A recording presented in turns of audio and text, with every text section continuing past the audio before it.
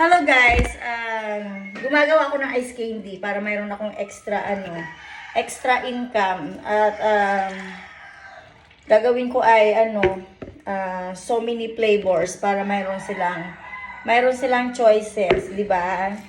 At sayang naman guys kung wala kang ginagawa habang nagba-vlog. Syempre, ako kailangan ko rin mag-isip kung paano magkaroon ng source of income daily. Alam mo yon, yung mas masarap ang buhay sa Pilipinas guys, walang kontrabida.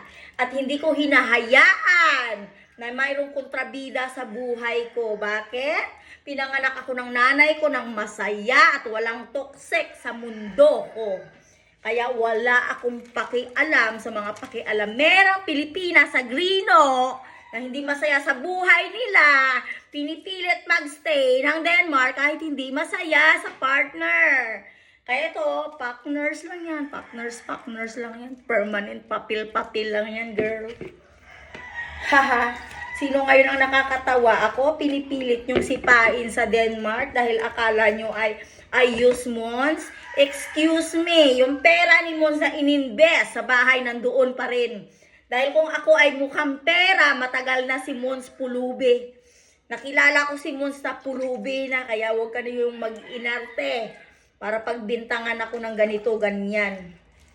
Bakit? Nung nakilala ko si Mons dati, mayaman ba yan? Walang pera yan, 50,000 lang ang alaman ng kanyang account.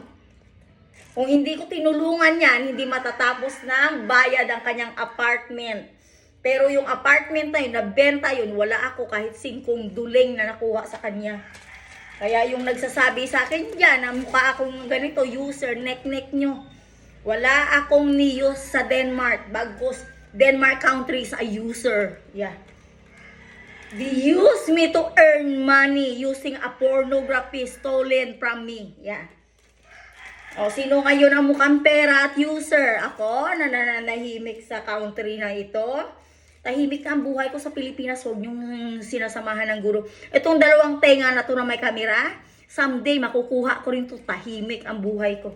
At wala akong pakialam sa country niyo kahit na mamatay ako sa Pilipinas, hindi ako babalik sa country nyo. Yan, nek-nek nyo nga pala.